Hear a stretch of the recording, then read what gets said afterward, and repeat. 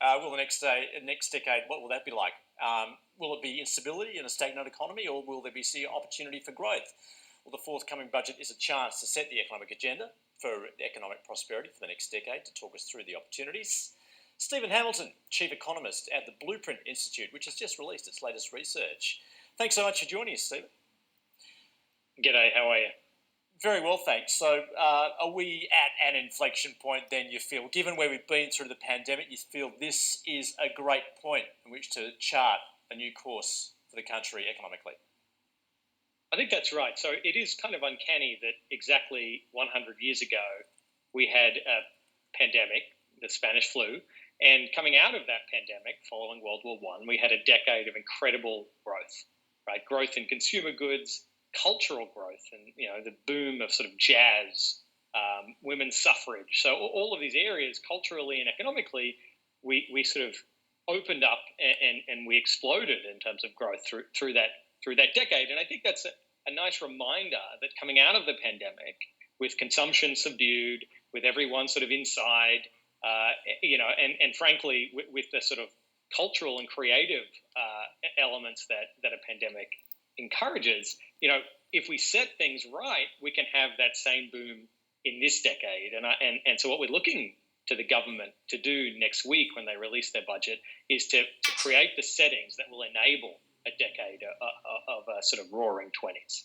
Okay, so we talk a lot here about, debt deficits, the figures behind it all, but let's use blue sky thinking. Ideally, where would the focus be? Would it be on supporting innovative ideas, entrepreneurs? Tell us the story, paint the picture of what this economy most needs in your view. Absolutely. So we've identified 4 key areas of focus. One is innovation policy. So we want to see a really big increase in R&D and the support of R&D by the government. We'd also like to see things like support for the arts. So I think we're proposing a $3 billion arts future fund that would establish a kind of fund that each year the government would, earn a return from, pay a low interest payment, and take the difference, the spread, and use that to fund art projects. And I think a lot of people in the business community overlook that sector as something trivial, but in fact it could be a big engine for growth going forward, with Australia becoming kind of regional centre for the arts and movie production and things like that. The other areas are things like tax and fiscal policy, where we need to strip away a lot of the complexity, a lot of the sort of weight and burden that the tax system puts on our personal lives and our business lives to kind of unleash investment. We also think climate and energy is a huge area of opportunity for us in the coming decade.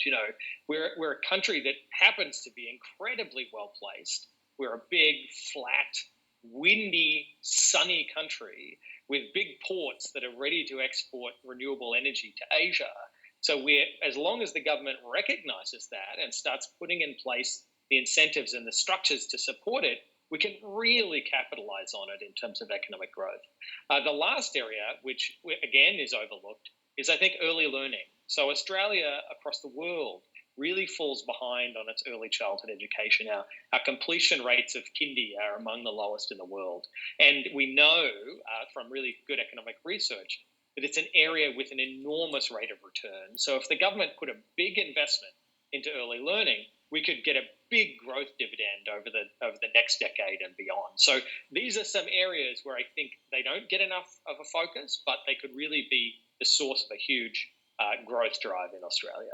All right, well, a great starting point, of course, is to reopen the country, but that certainly comes down to being fully vaccinated. So does that, are you a little alarmed about where we're at right now?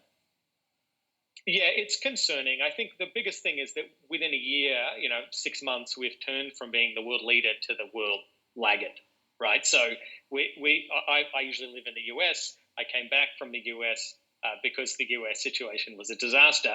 Now I'm due to get my Pfizer vaccination today in the US, right? So I think this inability to get ahead of the vaccination program has been a huge problem for us. So it's very clear that without that vaccination, right, without broad protection, something like 80% of the population, we cannot reopen the border safely. An outbreak would be almost certain. So what we think is the government really needs to take it seriously. They need to up their focus even more than they currently are to get that vaccination drive going. I think a huge problem is going to be vaccine hesitancy, with the concerns around, for example, AstraZeneca. So I think we need to think of financial incentives. I think we need to think of creative marketing campaigns. We need to do whatever we can to drive as many people to those vaccine centres as we can. And we've estimated that another year of closed borders due to the vaccine limits are going to cost the economy $20, $30, $40 billion.